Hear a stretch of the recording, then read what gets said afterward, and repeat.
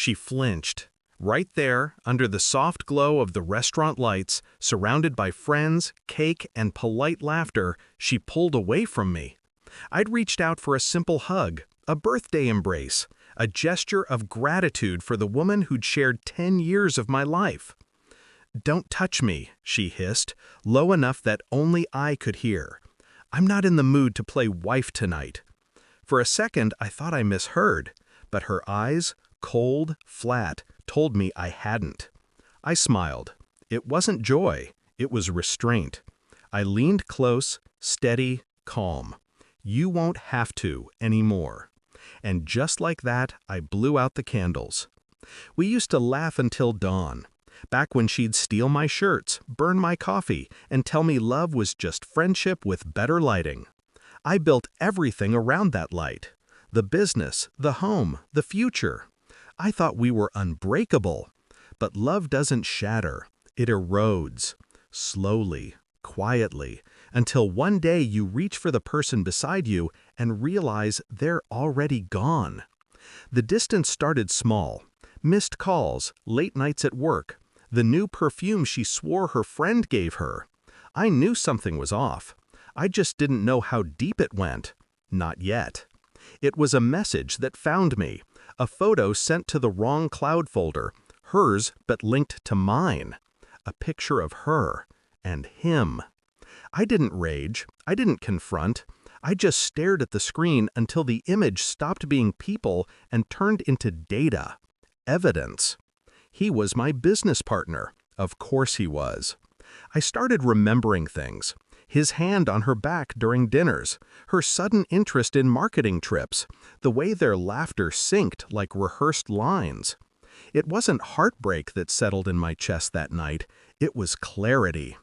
I learned something important about revenge. It's never loud. It's patient.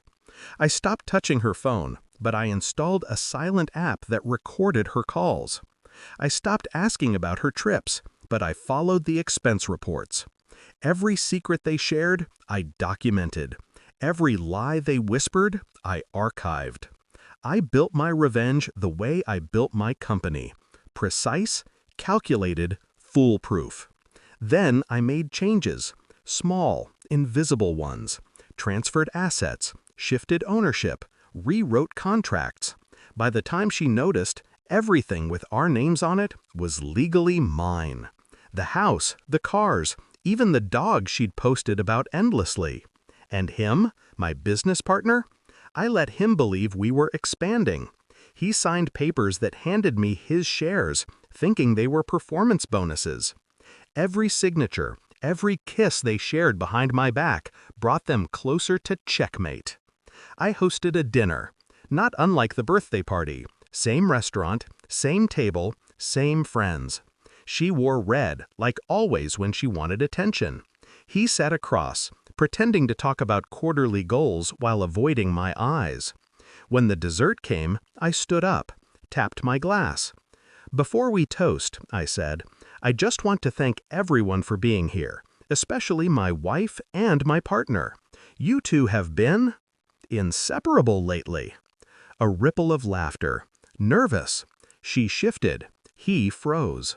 Then I pressed play on my phone. Her voice filled the room. Soft, breathless, unmistakable. "He'll never find out. He's too busy counting money to count what he's lost." The restaurant went silent. Forks stopped moving. Her face drained. I looked at her, not with anger, just quiet finality. "I did find out," I said, "and I counted everything." I placed 2 envelopes on the table. One held the divorce papers. The other, the termination contract for my partner. She opened hers first.